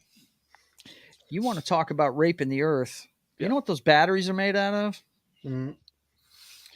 You know how much Rare energy it takes to get minerals. that stuff? Lithium, I right? mean, Yeah. yeah. And Come on, and man. that's worse for the environment than a lot of the other forms of putting a whole- producing energy. I'll always enjoy those videos where like, so where does this getting charged from? Oh, it's coming from the grid. What charges the grid? Coal. We're not worried about that. Right Coal? now. Yeah. Hello? Like Yeah. I can't imagine the infrastructure that they and then now they're using that as an excuse to pour more money into it. Mm. You know, it's like we got an infrastructure bill. You know, for something that's just not going to work anytime soon. Well, it wouldn't be a bad thing if they put the money into the infrastructure, but they won't. They'll siphon it off into other programs. Well, Yeah. It's easier to control the population through electricity than it is from coal, oil, and gas because they are much more physical objects. With electricity, it can be created and destroyed on a whim, and it can be easily turned off. So transferring the energy infrastructure from fossil fuels to electricity-based generation, that's renewables and even nuclear power, it is easy for government or corporate entities to just switch off your power if you don't listen or obey to their rulings. So that's why I'm fully in favor of fossil fuels, whether it's wood, coal, gas, oil, hell, even other forms of biomass like waste.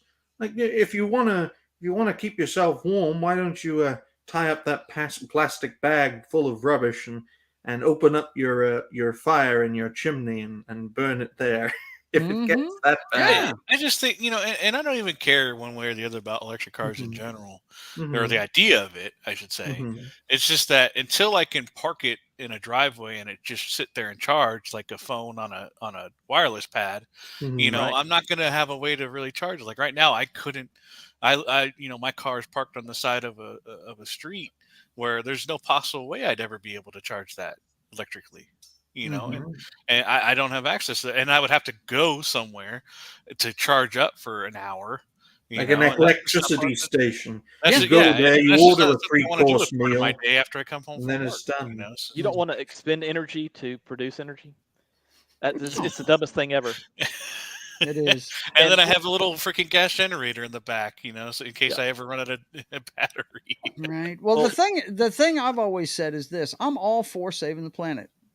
Okay, no You gotta be problem. smart about it. I tell you what you do: you make it like Knox says, make it accessible, and also bring the price of that vehicle down. Yeah, affordable. I mean, when it's affordable for me to get one, I'll buy one. You know But what I'm you get not with the gonna 20K one? mortgage my house to get one. I'm not you gonna do that. You know what you get with a 20K electric car? Like 170 miles. Yeah. Like that's it. Like and that's nothing. So got to look at alternatives like solar. Oh, wait a minute. The solar panels are made of petroleum, so scratch that off. Damn it. Yeah. The point is, you can't get away from petroleum. You can't. No, you can't. You can't. Yep. No. It's out of the box. Pandora's box has been opened, and it's not going to be closed. Yep. Sorry. Well, fingers crossed we never run out of it then. Hey, let's hope not. Yeah. At least until we can start going. I'd hate to see a Mad Max scenario. Oh my God. The So gas wars. I don't think there's oil, coal, or gas in space. But we can find other stuff that does even better. Yeah, right. Yeah, like ethanol. Stuff that'll destroy an engine if you ran it on pure. Good Lord. Well, and you know how all that came about? That Yeah. part of that is because Iowa is the first caucus / primary. Yeah. That's how all that the ethanol garbage Want to started. get them votes, boy. Yeah. Yep. Yeah.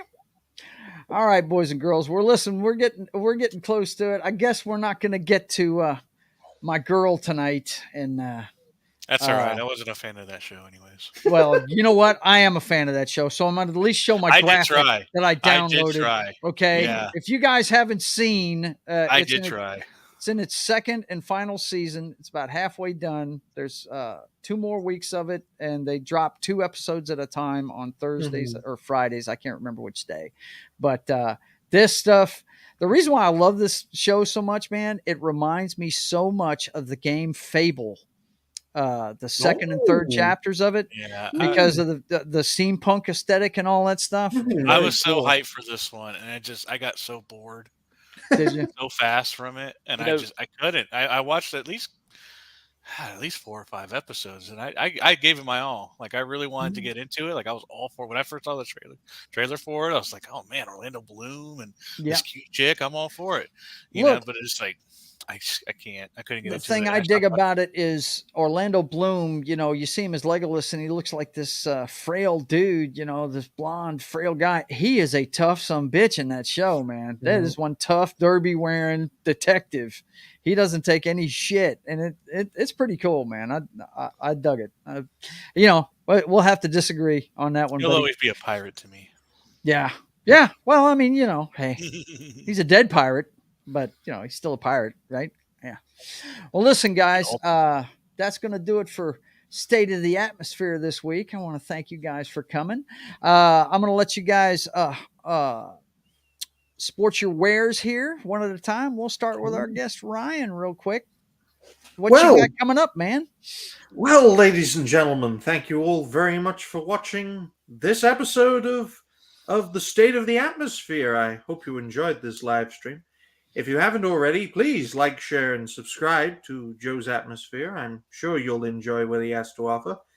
In regards to myself, I'll be making a few videos tomorrow. The next confirmed day for reality-based will be on the 14th of March with Miss Martin Muses, but hopefully we can arrange a show earlier than that, fingers crossed.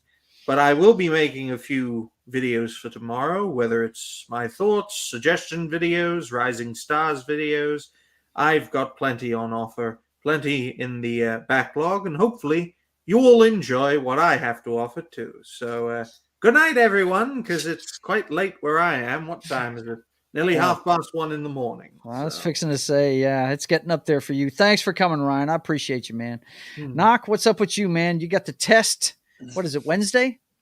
Yeah, next weekend. So it'll be a study weekend for me. And then, besides being on here, I think the next thing I have planned. When's the draft, buddy? When is that? April. End of April. April? Okay. Yeah, we had the combine last week. This last week, but I never watched that, man. Yeah, no, there wasn't much. I like watching Rich Eisen try to run, but you know, that's awesome. But no, I don't really pay too much about it. It's just, it'll be the draft show that we do, and then we're gonna do a live draft show that Thursday, the first night of it. So I'm gonna try to take that Friday off so that I can actually be there for the whole thing. There you go, man. I think that's what I'll do. Cool. All right. Thanks for coming, Knock. I appreciate it, man. Matt, tell them where you're at, bro. Just want everybody to support Joe's channel and Ryan's channel and anything that Knock does. And you can find me here, most every Wednesday evening. And that's pretty much it. Joe, thanks for having me on. I was so glad to hear that Daswolfen got through his surgery good. So glad he's starting the road to recovery from that already. And that's all I got. All right, brother. Thanks for coming, man. I'm going to let you guys know what's going on with the chat. Hang on. Let me see. What do we got here? We got a couple of these. Clay Thomas says, I like Carnival Row, but the side plot with the guy and his posh wife in the communist country really slows down the show. Yeah, I don't know what's going on with that right there. It's like they're in a commune or something. It's very weird. And the only draft I care about is St. Patrick's Day draft beer. What's up? Yeah, I hope to be celebrating that day as well. So yeah, I don't know if they do it where you're at, but a lot of places, especially what's it, McGuire's, that they'll have they'll dye their kegs green, so you have green beer. Yeah, they'll do that. It's pretty funny. Okay, let me let you guys know what's going on with the channel. Of course, you know you're watching State of the Atmosphere. We do it every Wednesday at 5:30 p.m. Central, right here on YouTube. You'll be able to see me in person if you're in the Shreveport-Bossier area. My cousin's having Shop Till You Drop at the Bossier Civic Center. It's a retail market with crafts. They've got all kinds of different vendors that'll be there. But I'll be there. I'll have a booth set up for commissions and stuff like that. So you guys come see me. Plus, I'll be showing you stuff about the comic book and so on. So that's on St. Patrick's Day and the Saturday after. So definitely come see us if you're in the Shreveport-Bossier area at the Bossier Civic Center for Shop Till You Drop. And you'll be able to see me here in about an hour and a half. I'm going to pop open a beer and get into some video games, cocktails, and fails on Twitch. About 9 o'clock, I'll start up, and I play for 3 hours and switch games about every hour. I'm probably going to do wrestling, a little DCUO, and Madden. I have a Super Bowl to play tonight against Dallas, so I'll wrap the show with that tonight. You guys come check me out on Twitch. That's my only Twitch show, and I moved it to Wednesdays, so come check me out there.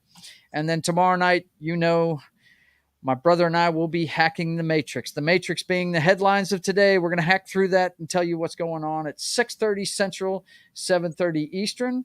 And then you can always watch me plot the pages of The Privateer live with my friend and Knox friend, Justifier Jim. He is my co-host on that one. We go for about an hour on Saturday afternoon, about 1:30 Central.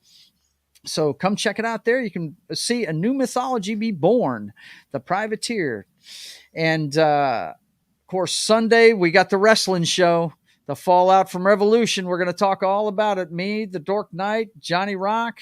And that's brought to you by Pop Culture Minefield and KGRA Digital Broadcasting. And I have a portion of the show called State of the Apron. Ooh. And we all know that the apron's the hardest part of the ring, and I call my bit the State of the Apron because the hardest thing in wrestling is trying to get to the big time. That show comes your way at 1 p.m. Central Time on Sunday. And Sunday night, I'll be on Comics Division's member stream, so you can check us out then at about 8 p.m. Central Time. And Monday, we lost the last living member of Leonard Skinner, so that 70s rock fan decided we were going to do a tribute to him and Southern rock. So come check us out at 4 p.m. Central on Monday, and then it's right back around to here at 5:30 Central for State of the Atmosphere. So for my guests, Ryan, Roger, Athe, Knock, and Matt from Small Time Republic, I want to say thank you for coming. And until I see you again, you guys keep on keeping on. God bless.